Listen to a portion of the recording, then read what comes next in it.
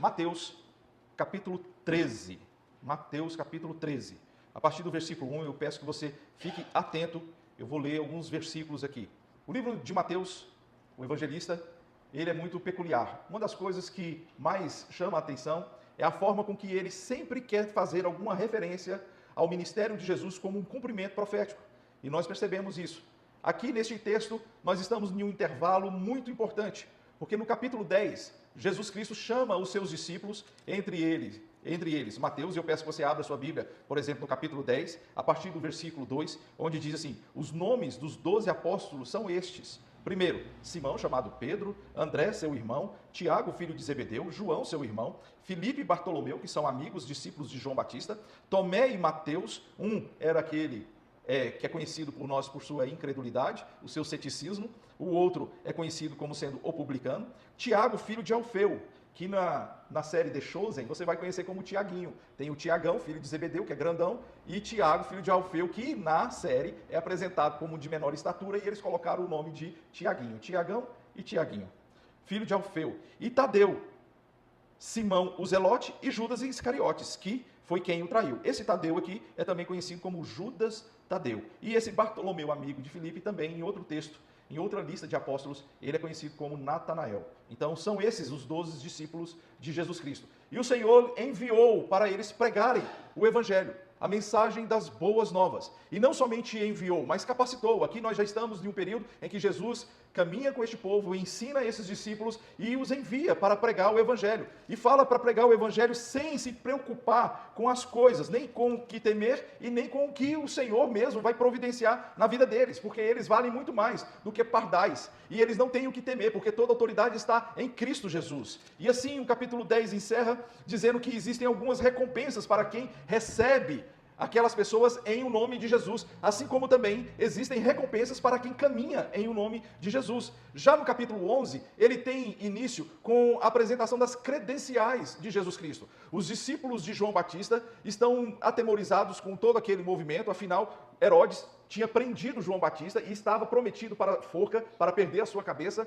João Batista chama seus discípulos na prisão e pede para ir até Jesus, perguntar se de fato, de verdade, ele era o Messias. Olha só para você ver o que angústia, o que aflição tem capacidade de fazer aos nossos corações e às nossas convicções. Esse João Batista, lá no Rio Jordão, batizou Jesus Cristo. Ele disse: eis o Cordeiro de Deus que tira o pecado do mundo. Ele apontou para as sandálias de Jesus e falou: eu não sou digno de desatar os nós de suas sandálias. Ele ouviu dos céus a voz que dizia: este é o meu filho amado e quem me comprazo. Mas, em sua angústia, em sua aflição, ele pediu para perguntar: será mesmo o Senhor o Messias?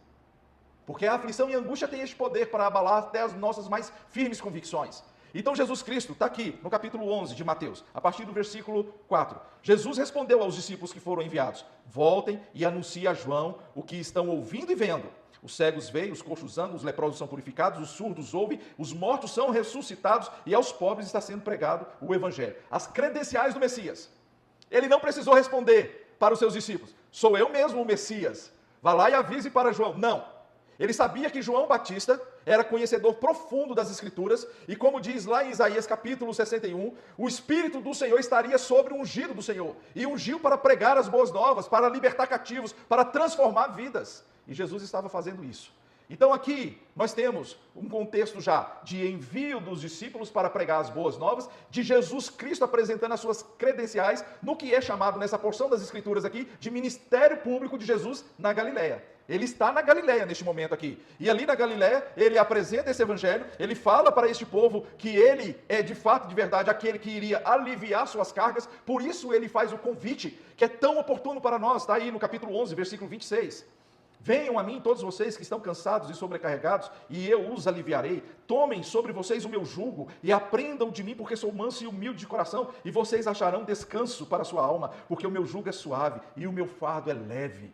Jesus Cristo, então ele ensina os discípulos, envia os discípulos, ele exerce o seu ministério publicamente, ele sara, cura, liberta, ele liberta demônios, inclusive, um pouquinho mais para frente no capítulo 12, nós vamos ter Jesus expulsando Beelzebul de uma pessoa, nós vemos Jesus Cristo restaurando a mão ressequida de uma pessoa, inclusive no sábado, mostrando que ele é Senhor sobre o sábado. Daí vem o final do capítulo 12, que tem uma discussão entre a mãe dos irmãos, filhos de Zebedeu, André e João, Tiago e João, e ele mostra que fazer a vontade de Deus, depois que as pessoas estão ali meio que extasiadas com aquilo, e elas falam assim, olha, inclusive, Senhor Jesus, lá atrás, na frente da multidão, melhor dizendo, sua mãe e suas irmãs estão ali te procurando. Ele olha para aquele povo e fala assim, a minha mãe e os meus irmãos são vocês. Portanto, aquele que fizer a vontade de meu Pai Celeste, esse é meu irmão e essa é minha irmã. Vocês que recebem essa mensagem, vocês que andam de acordo com essa verdade, é que serão meus verdadeiros parentes, mães, irmãos, irmãs. Vocês é que estarão aqui apresentando os seus bons frutos, recebendo a mensagem do Evangelho.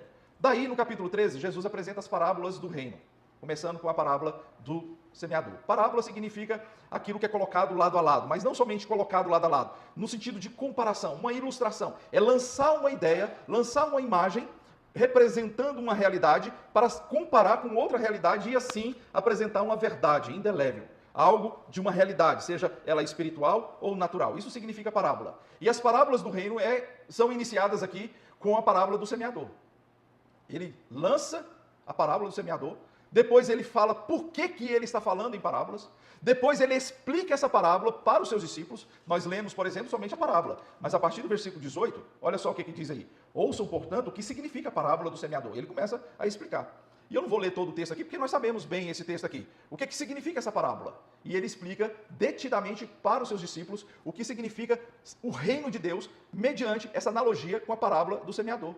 Só que ele avança dizendo que há, na verdade, uma luta espiritual para nós recebermos esse reino de Deus. Para nós, de fato, de verdade, vivermos a vontade de Deus. Ele diz que essa semente que é lançada também tem, nessa dinâmica de vida, algo que interfere na vida do cristão, que é semeado pelo maligno. É onde ele vem com a parábola do joio e do trigo. Mas uma vez vencida essa ameaça, vencida essa resistência, essa dinâmica de manipulação do maligno sobre a terra e o campo, que é, na verdade, o nosso coração, nós temos uma grande recompensa. E ele vai falar que isso vai crescer, a exemplo do grão de mostarda, a exemplo do fermento que fermenta toda a massa, e vai crescer e que vai dar um tesouro para nós. E que o pulo do gato é o discernimento deste tesouro. É como uma pessoa que pega na rede grandes peixes, separa os bons dos ruins. Está aqui, tudo no capítulo 13. É como alguém que acha uma grande pérola, que faz o seu sacrifício, vende tudo que tem para reter aquela grande pérola de grande valor. É como alguém que tem tesouro escondido e que vende tudo também para comprar um campo onde esse tesouro escondido está. Portanto, é assim que nós precisamos receber a mensagem do reino de Deus. Porém, agora sim, voltando para a parábola do semeador, nem sempre nós estamos no momento certo em que recebemos essa mensagem do reino de Deus. Porque quando essa parábola do semeador, que frequentemente é interpretada como uma descrição de diferentes tipos de pessoas e suas respostas ao evangelho, na verdade, hoje eu quero abordar de uma maneira diferente. Porque eu quero abordar, no Oriente Médio, a semeadura era um pouquinho diferente. Nós temos aqui profissionais aqui dessa área que devem saber bem melhor do que eu. Hoje, para ter uma semeadura, nós temos uma preparação do campo. A fertilização, volver a terra, mexer, arar essa terra, para depois vir com a semeadura. No Oriente naquela época, lá na época de Jesus, que ele estava falando para os seus discípulos e para todos os seus ouvintes, não era assim. Era já o campo do jeito que estava, e esse campo não estava preparado, então o semeador vinha, lançava primeiro as sementes, para depois vir uma preparação. Preste atenção, o que Jesus está querendo nos ensinar já nesse primeiro momento. Primeiro a gente recebe a mensagem, primeiro a gente recebe a verdade do Evangelho, e depois isso vai trabalhando em nossas vidas. Então hoje eu não quero falar de tipos diferentes de pessoas, mas sim de um único indivíduo, que ao longo da sua jornada cristã experimenta diferentes fases de maturidade espiritual, refletindo os 4 tipos de solo descritos aqui por Jesus Cristo. O nosso coração não é fixo, queridos, nós oscilamos, nós sabemos disso, e ele pode mudar ao longo do tempo. Podemos passar por momentos de dureza, de superficialidade, de distração, de frutificação. E assim essa parábola nos ajuda a avaliar onde nós estamos e nos desafia a buscar um coração fértil na presença de Deus, com o reino de Deus implantado, ou diria melhor, plantado em nossos corações. Em primeiro lugar, nós temos aqui o caminho que pode significar um coração endurecido. Porque naquele campo existiam certos trechos que era corrente passarem ali animais, pessoas, ou então cargas em carros puxados por animais, e aquele solo iria sendo compactado, endurecido. Nós sabemos disso. Nós conhecemos, quem anda um pouquinho nas roças, nas fazendas, sabe que aquele trilhozinho ali de chão pisado ali é porque tem muita gente que passa por aquele lugar ali e vai compactando a terra. Às vezes forma até um trilhozinho no meio do mato. Muito bem, algumas vezes essas sementes caem justamente neste lugar, onde mesmo passando um arado depois, a terra dá uma revolvida, mas por baixo o solo está muito compactado. Então essas sementes elas não se aprofundam. É o coração endurecido que ouve o evangelho, que no início de sua caminhada vai conhecendo a verdade, mas vai resistindo à verdade, que vai ouvindo o evangelho, mas goza de momentos de frieza espiritual. E é quando nós começamos a nos tornar insensíveis à voz do Espírito Santo. É o coração duro que ouve a palavra, é o coração duro que ouve os estímulos de santidade, que a palavra vem sempre nos estimulando a ter um andar santo na presença dele, mas estamos apegados à dureza do nosso coração e muitas vezes enraizados em pecados antigos. É o coração que deixa o inimigo vir e roubar a proficiência da palavra, o poder transformador da palavra, aquilo que ela faz para trazer um lavar regenerador, um quebrantamento de coração em nossas vidas. É o caminho endurecido, é aquele em que a semente cai, mas encontra um coração duro, impedindo-nos de receber a correção do Senhor. O inimigo aqui nesse momento encontra facilidade para roubar a palavra, pois ela não tem espaço para se enraizar. E a solução é nós clamarmos a Deus para quebrantamento do nosso coração. Fazer como Jeremias falou: Senhor, converte-nos e seremos verdadeiramente convertidos, em Lamentações capítulo 5. Ou então como Ezequiel capítulo 36, pedindo para que Deus tire o coração de pedra e coloque um coração de carne em nossas vidas. Em segundo lugar, pode ser o coração superficial, o solo rochoso. Nos versículos 5 e 6, ou então lá no 20 e 21, na explicação, diz que uma parte caiu em solo pedregoso, onde não havia muita terra, e a semente logo cresceu, mas não tinha raiz profunda. E quando saiu o sol, queimou aquela planta, porque não tinha raiz e ela seca rapidamente. É nesse estágio que nós começamos a crescer na fé, mas sem uma profundidade adequada. Somos entusiasmados com as verdades de Deus, mas não desenvolvemos raízes fortes, profundas. Isso acontece quando nós nos alegramos com Deus apenas quando tudo vai bem, quando ao enfrentar tribulações somos abalados e consideramos desistir dessa caminhada, quando nós enfrentamos coisas e nós logo nos machucamos de uma maneira muito sensível. Parece uma infantilidade, parece uma brincadeira daquelas de criança, de colégio. Belém, Belém, nunca mais estou de bem, corta aqui. A pessoa corta relações com Deus, sabe? Ela começa a enfrentar dificuldade, ela começa a ver algum problema, porque nas nossas relações, quando começamos a nos aprofundar, ouvimos coisas que nem sempre correspondem ao nosso anseio. É o famoso falar o que quer e ouvir o que não quer. Ou então alguma coisa que vai direcionar a nossa caminhada em santidade e que Deus vai usar a palavra pregada, a palavra ensinada, ou então a palavra por meio de um irmão que está do meu lado, enxergando aquilo que eu preciso corrigir, mas que eu tranco o meu coração, abafo o meu coração, não deixo essas raízes se aprofundarem. E eu acabo desistindo de uma fé cristã, saio da igreja. Ou então eu nunca cresço o suficiente para desenvolver raízes, fico pulando de uma igreja para outra, de uma igreja para outra, porque sempre estou doído com alguma coisa que acontece naquela igreja atual. É o coração de superficialidade, é o coração cheio de pedras, que não permite o crescimento real e profundo de suas raízes, do evangelho, do reino de Deus em sua vida. Em terceiro lugar, fala do coração distraído. Outra parte caiu entre os espinhos cresceram e sufocaram. É aquele que amadurece um pouco, mas começa a se distrair. Deseja crescer, mas sua vida fica sufocada por preocupações e engano das coisas do mundo. Isso acontece quando ficamos sobrecarregados com os problemas da vida e perdemos o foco do reino de Deus. Lembre-se, antes de Jesus entregar essa parábola, lançar essa parábola, ele avisou os seus discípulos: não se preocupem em levar nada, não se preocupem aonde vocês vão dormir, porque eu vou cuidar de tudo para vocês. Vocês valem mais do que os pardais. Portanto, eu zelo por vocês, o Pai Celestial zelará por vocês. E as pessoas começam a caminhar, então, nessa fé, nessa confiança, e o Senhor vai abençoando, e o Senhor vai sustentando. E, obviamente, existem graus diferentes numa caminhada da sociedade. Às vezes, nós estamos em um nível diferente do outro. E aí, em algum momento, o coração distraído, ele tira o foco da provisão de Deus e coloca o foco no que o outro pode ter, ou naquilo que ele não tem e que o outro tem.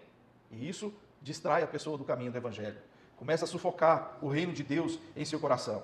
Ele até cresce, às vezes no ativismo na igreja, no trabalho fiel na igreja, no serviço religioso, mas ele se afasta do tempo de intimidade com Deus.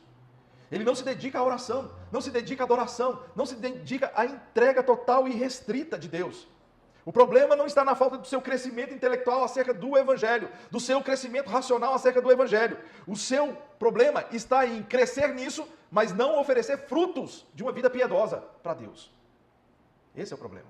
Pessoas que não oferecem frutos para Deus. Jesus Cristo, antes de lançar essa parábola, no capítulo 12, por exemplo, no versículo 33, ele vai falar: tornem a árvore boa e o seu fruto será bom.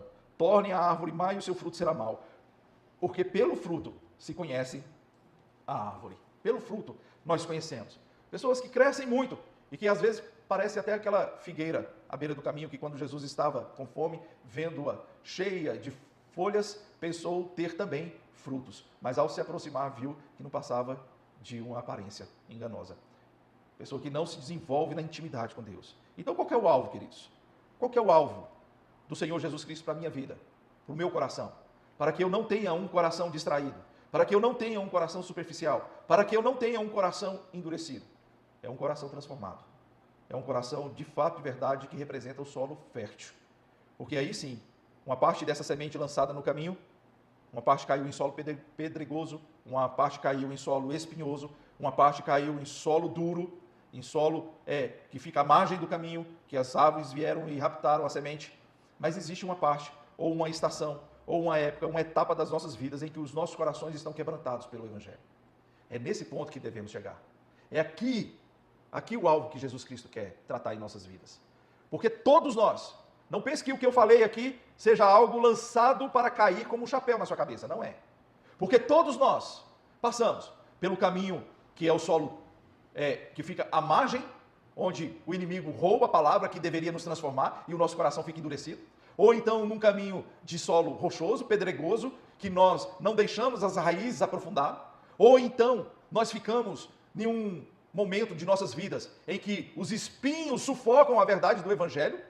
Nós nos distraímos com as coisas deste mundo, nos distraímos, nós nos dedicamos, nós crescemos, mas nos distraímos ao ponto dessas coisas que nos distraem sufocarem a verdade do Evangelho, nos impedindo de oferecer os frutos ao Senhor. Mas Jesus Cristo nos mostra que o alvo é o coração fértil. É o solo fértil, um coração transformado. E como que é esse? É um estágio da maturidade cristã, onde a palavra encontra um solo preparado e a pessoa começa a frutificar. Santidade, amor ao próprio, discipulado, perseverança, testemunho. Esse crescimento não acontece da noite para o dia, obviamente. É o resultado de uma vida rendida aos pés do Senhor Jesus Cristo. É o mesmo que os melhores terrenos enfrentam. Os melhores terrenos podem enfrentar desafios de pragas, período de seca, mas aquele que está aos pés do Senhor é como árvore plantada junto a ribeiros de água. Permanece com suas folhas verdes e no devido tempo apresenta os seus frutos para a glória de Deus. Por quê? Porque estão bem nutridos na palavra de Deus e no Espírito Santo. Assim, queridos, o alvo de Jesus é simples para nós com essa parábola. É nós olharmos para a semeadura que está sendo lançada em nossas vidas. A parábola do semeador, ela é multifacetada na Bíblia. Em alguns momentos o Senhor Jesus Cristo vai falar que Ele é o semeador e a semente é a palavra que Ele está semeando em nossos corações, que é o alvo dessa minha mensagem hoje. Em outros momentos Ele vai falar que o campo, o mundo é o campo para ser semeado e que nós é que somos as sementes para sermos semeados neste campo. Se você olhar um pouquinho mais para frente, você vai ver Jesus usando essa mesma ilustração que eu estou falando. Mas o fato é que, nessa parábola, Jesus Cristo começou com os seus discípulos de uma maneira muito simples. Veja que parábola é aquilo que é colocado lado a lado de uma realidade conhecida para transpor e ensinar uma realidade desconhecida. E qual foi a realidade desconhecida que ele quis ensinar para os seus discípulos? Ele quis dizer o seguinte: vocês estão recebendo uma mensagem do reino de Deus que transforma, que frutifica, que gera vida, que traz honra para Deus, que glorifica o eterno. Essa parábola não pode ficar à beira do caminho. Espante as aves que tentam roubar essa palavra da sua vida quando você ainda não estiver com seu coração preparado. Mas procure espantar essas aves, para que elas não roubem essa mensagem, a fim de que ela venha cumprir um quebrantamento e uma preparação do seu coração, que vai passar por momentos distintos. Às vezes um momento de solo ainda pedregoso, rochoso. As raízes começarão a se aprofundar. Tirem essas pedras, tirem as coisas da sua vida que podem impedir o enraizamento do evangelho no seu coração, que podem impedir o aprofundamento das raízes no seu coração, desse evangelho que transforma. Vai tirando a falta de perdão, tirando a amargura, tirando a tristeza, tirando aquilo que pode ser como uma pedra, impedindo o aprofundamento das raízes. Tire tudo isso do seu coração, do meu coração. Eu devo tirar tudo isso. E eu não posso me distrair, eu tenho que estar focado naquilo que o Senhor quer para nós.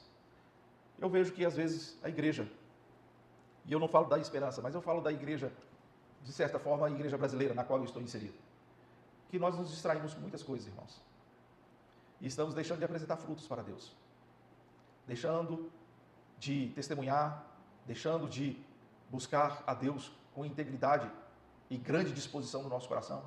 Deixando, às vezes, que as coisas e as preocupações deste mundo, ficamos mais preocupados com o que os jornais dizem, as mídias dizem, do que com o que a palavra está falando a nosso respeito. Ficamos mais impactados com a opinião dos outros do que com a opinião de Jesus ao nosso respeito. Ficamos mais preocupados com o futuro projetado pelos especialistas na área de economia, política, geopolítica, do que aquilo que o Senhor está falando na sua palavra. Quer um exemplo disso? Eu já estou terminando a mensagem, em breve terminaremos o culto. Abra sua Bíblia em Apocalipse 6:6. Apocalipse capítulo 6, versículo 6. Preste atenção no que eu vou falar para você.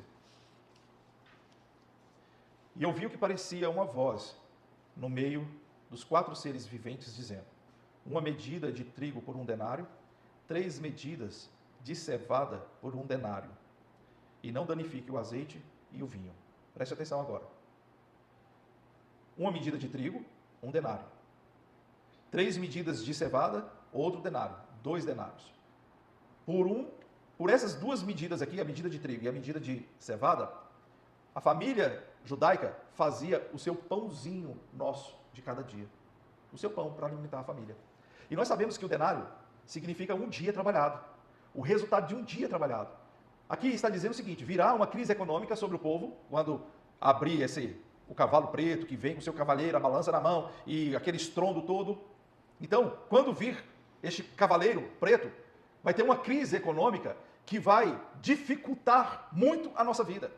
Dificultar a vida dos habitantes da terra, do mundo. Vai dificultar, trazendo uma recessão econômica, trazendo fome, trazendo a falta de alimentos, encarecendo absurdamente os alimentos. Está aqui escrito, é isso que significa isso aqui. Mas aí o anjo fala assim: mas não danifique o azeite e o vinho. Não danifique aqueles que são ungidos pelo Espírito Santo e lavados pelo sangue do Cordeiro. Eu quero dizer para você, eu confio nesta palavra, de que embora vivamos momentos difíceis, como nós estamos vivendo, a Europa está decretando lá, pedindo para os seus habitantes lá, os seus cidadãos, de fazerem estoque de alimentos. E eu tenho que olhar para isso e observar as repercussões que isso pode trazer para o nosso país, para a minha vida particular, para a minha dinâmica social. Sim, eu tenho que olhar isso, mas eu prefiro, além de ver uma notícia como essa, de confiar de que o azeite e o vinho, aquele que é ungido pelo Espírito e lavado pelo sangue do Cordeiro, vai ser preservado de alguma maneira. O Senhor vai preservar. O Senhor vai prosperar nosso caminho. O Senhor vai nos abençoar. O Senhor vai nos proteger de alguma forma. Podemos receber alguns respingos de tudo isso? Sim, podemos. Podemos participar de certos sofrimentos? Sim, mas não na mesma intensidade do restante da humanidade, que não está debaixo da unção do Espírito e nem do sangue de Jesus. Percebe? Isso é preparar o coração. Isso é fazer terra fértil. Fazer com que o reino de Deus se crie raízes cada vez mais profundas em nossas vidas e apresentemos frutos de confiança ao Senhor e frutos dessa mensagem do Evangelho propagada aonde nós estivermos. Quero orar por você neste momento, pedindo que você baixe sua cabeça e feche seus olhos, por favor.